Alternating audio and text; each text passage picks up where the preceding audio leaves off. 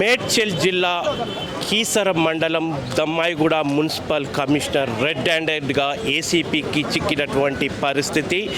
ఒక బాధితుడి నుంచి భవన నిర్మాణానికి సంబంధించినటువంటి ఒక బాధితుడి నుంచి 60,000 లంచం తీసుకుంటుండగా ఇవాళ ఏసీపీ అధికారులు రెడ్ హ్యాండెడ్గా దమ్మాయిగూడ మున్సిపల్ కమిషనర్ని ఇలా దాడి చేసి పట్టుకోవడం జరిగింది. ఏదైతే ఇవాళ రాచమలై అనేటువంటి మున్సిపల్ కమిషనర్ ఇవాళ సుదర్శన్ అనేటటువంటి వ్యక్తి దగ్గర సుమారు 60,000 రూపాయలు లంచంగా తీసుకుంటున్నటువంటి క్రమంలో రెడ్ హ్యాండెడ్గా పట్టుకున్నటువంటి పరిస్థితి. మనం ఇప్పుడు దమ్మాయిగూడ మున్సిపల్ కార్పొరేషన్ కార్యాలయం ముందు ఉన్నాము. లోపల ఏసీపీ అధికారులు ఇవాళ ఒక విచారణ అతనికి సంబంధించినటువంటి ఎఫ్ఐఆర్తో పాటు ఇవాళ పూర్తిగా ఎంక్వైరీ చేస్తున్నటువంటి పరిస్థితి. మొత్తం లోపల తలుపులను మూసివేసి ఇవాళ ఎంక్వైరీ కొనసాగిస్తున్నటువంటి పరిస్థితి. గతంలో ఈ కమిషనర్ రాజమల్లయ్యపై అనేక వివాదాలు ఉన్నాయి, అవినీతి ఆరోపణలు కూడా ఉన్నాయి. భవన నిర్మాణానికి సంబంధించినటువంటి వాటిలో ఎటువంటి పర్మిషన్ లేకుండా చాలా వాటి దగ్గర కూడా కొంత లంచాలు తీసుకుంటూ ఇవాళ అవినీతికి పాల్పడుతున్నాడని చెప్పేసి గతంలో అవినీతి ఆరోపణలు అనేకం ఉన్నాయి. మీడియాలో కూడా అనేక కథనాలు కూడా వచ్చినటువంటి సందర్భం. ఈ మధ్య ఒక యూట్యూబ్ ఛానల్కి సంబంధించి ఇలా రాచమల్లయ్యకి సంబంధించినటువంటి అవినీతి ఆరోపణలు విషయంలో కూడా కొంత మొత్తం ప్రచారమైనటువంటి పరిస్థితి. ఈ నేపథ్యంలో సుదర్శన్ అనేటటువంటి వ్యక్తి దమ్మాయిగూడలో సుదర్శన్ అనేటువంటి వ్యక్తి ఇలా ఏసీపీ అధికారులను సంప్రదించి ఇవాళ ఏదైతే కమిషనర్ ఉండో దమ్మాయిగూడ మున్సిపల్ కమిషనర్ రాచమల్లయ్యను అనేక విధాలుగా వేధిస్తున్నాడు. దానికి సంబంధించి ఇవాళ రాచమల్లయ్య పట్ల చర్యలు తీసుకోవాలని ఏసీపీ అధికారులను ఆశ్రయించడంతో ఇవాళ సాయంత్రం పూట ఈ దమ్మాయిగూడ మున్సిపల్ కమిషనర్ అయినటువంటి రాచమల్లయ్యను రెడ్ హ్యాండెడ్గా పట్టుకోవడం జరిగింది. లోపల ఇంకా పూర్తి వివరాలు తెలియాల్సి ఉన్నాయి, ఎందుకంటే ఏసీబీ అధికారులు విచారణ కొనసాగిస్తున్నారు. అతనికి సంబంధించినటువంటి పంచనామా ఇవన్నిటి కూడా తయారు చేస్తున్నటువంటి పరిస్థితి. ఇక్కడ ఏదైతే దమ్మాయిగూడలో కొంతమంది అగ్ర కులాలకు చెందినటువంటి కొంత రాజకీయ పలుకుబడి కలిగినటువంటి ఇవాళ సన్నిహితంగా ఉంటూ ఇవాళ ఇక్కడ ఇతను కొన్ని అవినీతి కార్యక్రమాలు నిర్వహిస్తున్నారని చెప్పేసి ఇలా అనేక ఆరోపణలు వస్తున్నాయి. ఇక్కడ ఉన్నటువంటి వాళ్ళు కూడా అతనిపై ఒక తీవ్రమైన ఆరోపణలు వస్తున్నాయి. ఒకే సామాజిక అగ్ర కులానికి చెందినటువంటి ఒకే సామాజిక వర్గానికి కొంత కొమ్ము కాస్తూ ఇలా అవినీతికి పాల్పడుతున్నటువంటి పరిస్థితి ఇలా స్పష్టంగా ఇక్కడ చూడొచ్చు. దీంతో ఇక్కడ మిగతా దమ్మాయిగూడ మున్సిపాలిటీ అనేది కేవలం ఒక చైర్మన్ అనేది ఒక బడుగు వర్గాలకు చెందినటువంటి చైర్మన్గా ఉన్నాడు, కానీ ఇక్కడ ఆధిపత్యం అంతా కూడా కొంత అగ్రకులాలు వాళ్ళే చెలాయిస్తున్నారని చెప్పేసి ఒక విమర్శలు కూడా ఉన్నాయి. అట్లా ఈ మధ్య మనకు సోషల్ మీడియాలో చూసినాము, కాలోజీ టీవీలో ఈ యొక్క ఇతని యొక్క అవినీతికి సంబంధించినటువంటి అంశం పైన ఒక పూర్తి ప్రసారం కూడా కొనసాగించడం జరిగింది. మనం కొంతమంది బడుగు నేతలను ఇక్కడ ప్రశ్నించినప్పుడు బడుగు నేతలు కూడా ఏమంటున్నారంటే ఇలా దమ్మాయిగూడ అంతా కూడా మున్సిపాలిటీ కొంతమంది వ్యక్తుల అజమాయిషీలో ఉండడం కారణంగా ఇక్కడ అవినీతి చోటు చేసుకుంటుందని స్పష్టంగా వాళ్ళు చెప్తున్నారు. వారి నుంచి అభిప్రాయం సేకరించిన తర్వాతనే మీడియా ముందు మనం ఈ విషయాన్ని ఇలా చెప్పడం జరుగుతుంది.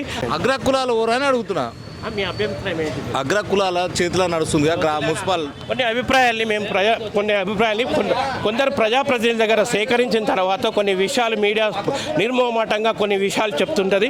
కాబట్టి ఆ మీడియా నిర్మోహమాటంగా కొన్ని విషయాల్ని చెప్తుంటుంది.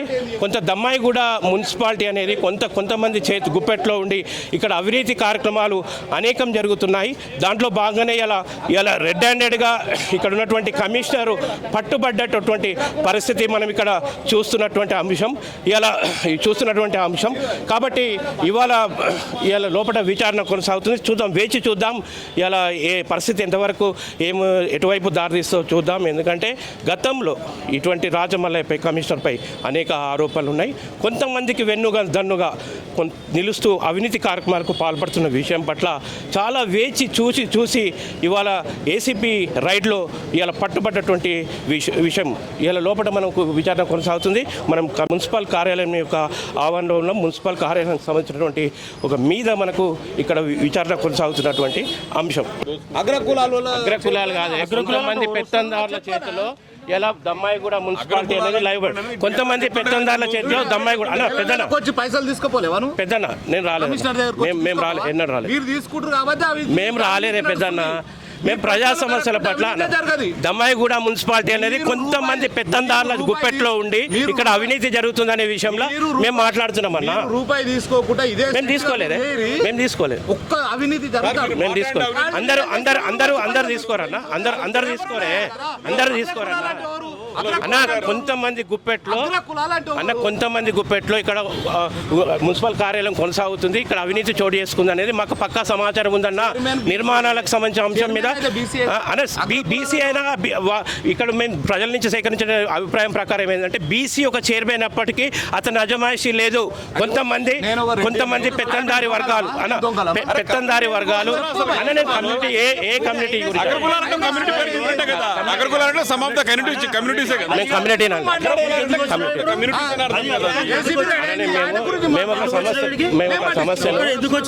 సమస్య నిర్మమాటం చెప్పడానికి అదే మాట్లాడుతున్నారు. ఇది సమాజం అన్నా. ఇప్పుడే చూస్తున్నాం ఎవరో వ్యక్తులు వాళ్ళు పర్సనల్గా తీసుకుంటున్నారు. అట్లాంటి ఉద్దేశం మీడియాకు ఉండదు. ఎందుకంటే దమ్మాయిగూడ మున్సిపల్ కార్పొరేషన్ మున్సిపాలిటీకి సంబంధించి ఈ కార్యాలయం అంతా ముందు కూడా కొంతమంది పెత్తందారుల చేతిలో ఉండడం ద్వారా, కొంతమందికి కొమ్ము గాయడం ద్వారా కమిషనర్ ఇటువంటి అవినీతి కార్యక్రమాలు చోటు చేసుకున్నాయి. ఇప్పటిదాకా వాళ్ళు మాట్లాడిన అంశానికి మీడియాకి ఎటువంటి సంబంధం లేదు. ఎటువంటి సామాజిక వర్గాన్ని కూడా ఇక్కడ పైలం టీవీ అవమానించలేదు. కాకపోతే ఇక్కడ ఉన్నటువంటి చైర్మన్ బీసీ అయినప్పటికీ వాళ్ళ చేతిలో పూర్తి అధికారం లేదు. కొంతమంది పెత్తందారుల చేతిలోనే అధికారం ఉండడం ద్వారా అవినీతి చాలా చోటు చేసుకుంటుందని చెప్పేసి ఇక్కడ ప్రజలు ఇలా మీడియా దృష్టికి తీసుకురావడం జరిగింది. చూద్దాం, లోపల విచారణ కొనసాగుతుంది. ఆ విచారణ అయిన తర్వాత మనం ఏసీపీ అధికారుల దగ్గర వివరాలు అడిగి తెలుసుకుందాం. అప్పుడు సబ్ ఇన్స్పెక్టర్ ఉండే మాతో ఊరినప్పుడు 1983లో మేము ఒక ఎకరా జాగా కొన్నాం. ఆయన ఎకరా 20 గుంటలు కొత్తలకు ఇచ్చిన 2 ఎకరాలు 20 గుంటలు 10 గుంటల భూవివాదం జరుగుతున్నది. ఆ 10 గుంటలది 2020 నుంచి తప్పుడు కేసులు పెట్టించి పోలీసు వాళ్ళతో మనం అనేక దౌర్జన్య కంటే కొనసాగిస్తుంది అని ఇన్ఫ్లుయెన్స్ తోటి అదేంటంటే కోర్టులో కేసు ఉంది. కోర్టు స్టేటస్ కో ఆర్డర్ ఇచ్చింది. స్టేటస్ కో ఆర్డర్ ఇచ్చినాక మేము ఆడ వైన్ షాప్కి ఆయన జాగా 1 ఎకరా 10 గుంటలు జాగా కిరాయికి ఇచ్చుకున్నాం. స్టేటస్ కో ఉండగా కోర్టు మెజిస్ట్రేటు జడ్జి ఉత్తర్వులను ధిక్కరించి ఆడ నెలకు 2,50,000 కిరాయికి ఇచ్చింది వైన్స్. మేము ఇవ్వద్దని ముందుగానే మున్సిపల్ కమిషనర్కు ఎక్సైజ్ సూపరింటెండెంట్ కంప్లైంట్ ఇచ్చినాము. ఏది కోర్టులో స్టేటస్కో ఉంది, మీరు ఎలాంటి పర్మిషన్ ఇవ్వద్దని చెప్పి. అయినా వాళ్ళు ఇచ్చిన్నారు. మళ్ళీ వైన్స్ పెట్టడమే కాకుండా నా రైస్ మిల్ లోపలికి ఇన్సెన్స్ లోపలికి పోకుండా అడ్డం గోడ కట్టేసిండు. మొత్తం గోడ కట్టి డబ్బాలు వేసిండు. మొత్తం అలా దౌర్జన్యం చేస్తుంటే కమిషనర్ గారికి, మున్సిపల్ కమిషనర్, టౌన్ ప్లానింగ్ ఆఫీసర్కి ఇచ్చిన వాళ్ళు జాయింట్ కలెక్టర్ ఉంది, స్థానిక సంస్థల జాయింట్ కలెక్టర్ కూడా కంప్లైంట్ ఇచ్చాను. మార్కులు ఇచ్చాను. 4 నెలల నుంచి తిరుగుతున్న కార్యాలయం చుట్టూ.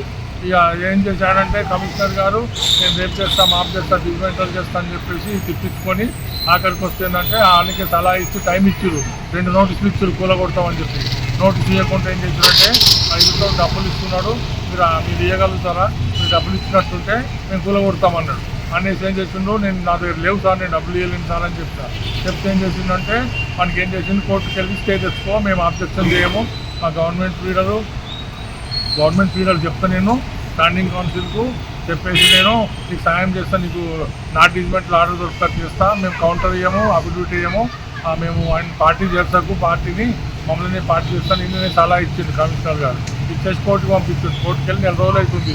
స్టేటస్కో అది నాట్ డిజిమెంటల్ అని తెచ్చుకుంది. అరే ఇవి ఎక్కడ న్యాయం? కోర్టు అంటే మీ దగ్గర మున్సిపల్ కమిషనర్ ఎక్కడ తీసుకుంటే పైసలు 60,000 ఎక్కడ తీసుకుంటే? ఇంతకుముందు ఆఫీస్లో తీసుకుంటే 20,000 ముందు ఇచ్చాను. 50,000 ఒప్పందం గురించి ఇవ్వడం ఇష్టం లేదు. అయినా ఈయన సాయం చేస్తలేడు. ఆ భూమిని తగాద 5 ఏళ్ల నుంచి మేము పోలీస్ స్టేషన్ల చుట్టూ, కోర్టుల చుట్టూ తిరుగుతున్నాము. బాగా ప్రెజరైజ్ అయిపోయినాము. ఏం చేసి సమస్య పరిష్కారం చేస్తా అంటే 20,000 ఇష్టం లేకుండా ఇచ్చినాను నేను. ఇప్పుడు 30,000 ఇచ్చిన. 30,000 తీసుకున్నాడు.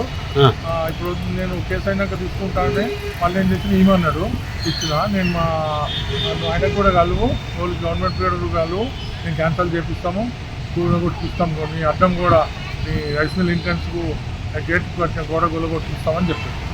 నమస్తే అండి, నా పేరు ఆనంద్, డిఎస్పీ రంగారెడ్డి రేంజ్. మాకు ఒక కంప్లైంట్ రావడం జరిగిందండి. సుదర్శన్ గారు అని చెప్పి ఇక్కడ అహ్మద్ నగర్ కీసరా మండలంలో ఉంటారు. ఆయనకి కొంచెము స్థలం ఉంది అక్కడ. ఆ స్థలంలో ఆయనకు ఒక రైస్ మిల్లు ప్లస్ మిగతా చిన్న చిన్న డబ్బలు అట్లాంటివి ఉన్నాయన్నమాట.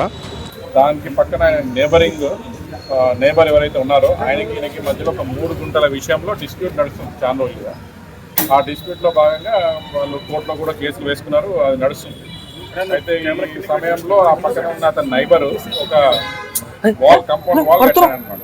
ఇతనికి ఆ కాంపౌండ్ వాల్ అబ్స్ట్రక్షన్ అవుతుంది లోపల రావడానికి. ప్లస్ ఆ కాంపౌండ్ వాళ్ళు పబ్లిక్ ప్లేస్లో అంటే గవర్నమెంట్ ల్యాండ్లో ఉంది, రోడ్డుకి విముఖంగా ఉంది, గవర్నమెంట్ ల్యాండ్ అది అని చెప్పేసి కంప్లైంట్ వచ్చి ఒక ఫిర్యాదు చేయడం జరిగింది. ఇక్కడ ఎంసీహెచ్ దమ్మాయిగూడ ఆఫీస్లో మున్సిపాలిటీలో ఒక ఫిర్యాదు చేయడం జరిగింది. ఏమనంటే ఇట్లా దాదాపు 3.5 months నుంచి ఇంకా 3.5 months నుంచి మాకు ఇట్లా గొడవ జరుగుతుంది. ఆ గొడవలో కాంపౌండ్ వాల్ కట్టేసినాడు, దీనికి అబ్స్ట్రక్షన్ అవుతుంది, ఇది గవర్నమెంట్ ల్యాండ్ కాబట్టి చర్య తీసుకోండి అని ఆయన ఒక ఫిర్యాదు చేశాడు లిఖితపూర్వకంగా. ఆ ఫిర్యాదుని ఆధారం చేసుకొని ఈ ఆఫీసర్స్ వాళ్ళకి నోటీస్ ఇచ్చినారు. నోటీస్ ఇచ్చిన తర్వాత అవన్నీ ఎంక్వైరీ అదంతా చేసిన తర్వాత అవును ఇది గవర్నమెంట్ ల్యాండ్ అని, దాంట్లో మీరు ఈ వాల్ కట్టినారని చెప్పేసి వాళ్ళు దాన్ని తీసేయడం జరిగింది. దాని తర్వాత ఈ యొక్క నేబర్ ఎవరైతే ఉన్నారో ఆయన మళ్ళీ దాన్ని రీకన్స్ట్రక్షన్ చేసి కోర్టుకి వెళ్ళేసి స్టాటస్ ఆర్డర్ తీసుకొని వచ్చి రీకన్స్ట్రక్షన్ చేసిన తర్వాత అది అట్లాగే కంటిన్యూ అవుతుంది. సో మీ మున్సిపాలిటీని ఒక పార్టీ చేసి స్టే ఆర్డర్ తెచ్చుకున్నాడు కాబట్టి ఆ స్టే ఆర్డర్ని క్యాన్సిల్ చేయవలసిందిగా కోరుతున్నామని చెప్పేసి ఆ కంప్లైంట్ వచ్చేసి ఇక్కడ ఉన్న మున్సిపల్ కమిషనర్ గారిని అప్రోచ్ చేయడం జరిగింది. సో ఆ కౌంటర్ ఫైల్ చేసి ఆ యొక్క స్టే ఆర్డర్ని వెకెట్ చేయించేస్తే, నాట్ టు డిస్మాంటిల్ అనే ఆర్డర్ని వెకెట్ చేయించేస్తే వాళ్ళు ఫర్దర్గా దాన్ని మళ్ళీ గోడను తీసేయడం అవకాశం ఉంటుంది అని చెప్పేసి అతను రిక్వెస్ట్ చేస్తే ఆ కౌంటర్ని మున్సిపాలిటీ తరఫు నుంచి ఫైల్ చేయడానికి 50,000 రూపాయలు రాజమల్లయ్య గారు మున్సిపల్ కమిషనర్ గారు డిమాండ్ చేశారు. అందులో భాగంగా ఆల్రెడీ 20,000 రూపాయలు యాక్సెప్ట్ చేశారు. దాని తర్వాత ఈ 30,000 రూపాయలు ఏవైతే మిగతా బ్యాలెన్స్ ఉందో ఈరోజు తెచ్చిస్తుంటే రెడ్ హ్యాండెడ్గా మేము పట్టుకోవడం జరిగింది. ఈ కంప్లైంట్ దాదాపు 15,000 కమ్మే ఉంటుందండి. దాంట్లో ఎంక్వైరీలో భాగంగా మేము ఎంక్వైరీ చేస్తున్నాము. లంచం ఇచ్చే టైంని కాల్ చేసినారా లేకపోతే ఇద్దరు వేరే టైంలో ఎవరైనా కాల్ చేశారా సార్? లంచం ఎవరైతే ఇచ్చారో వాళ్ళే కాల్ చేశారా సార్? మాకు కంప్లైంట్ ఇవ్వడం జరిగిందండి సుదర్శన్ గారని. ఆ కంప్లైంట్ ఆధారంగా చేసుకొని మేము ఈ కేసు చేయడం జరిగింది. దీంట్లో ఇంకెవరైనా వేరే వాళ్ళు ఇన్వాల్వ్ ఉన్నారా, ఎంతవరకు ఏంటి అన్నది కూడా మేము విచారిస్తున్నాము. ఆ విచారణలో భాగంగా ఇంకా వేరే వాళ్ళు ఎవరైనా కూడా ఇన్వాల్వ్మెంట్ ఉంటే వాళ్ళని కూడా మేము విచారణ చేయడం జరిగింది. మొత్తం మీద సుదర్శన్ అనేటువంటి వ్యక్తి తనకు ఎదుర్కొంటున్నటువంటి సమస్యల పట్ల ఒక క్లియరెన్స్ సర్టిఫికేట్ కోసం ఈ మున్సిపాలిటీని ఆశ్రయించడంతో 50,000 లంచాన్ని డిమాండ్ చేసినట్లు, ఆ లంచంలో భాగంగా 20,000 రూపాయలు ఇచ్చినట్టు, మిగతా 30,000 రూపాయలు ఇచ్చేటటువంటి క్రమంలో ఏసీపీకి ఫిర్యాదు అయి తనకు జరిగినటువంటి విషయం పట్ల చెప్పడంతో ఏసీపీ డిఎస్పీ ఆధ్వర్యంలో ఈరోజు రైడ్ చేసి మున్సిపాలిటీ కమిషనర్ను పట్టుకున్నటువంటి పరిస్థితి.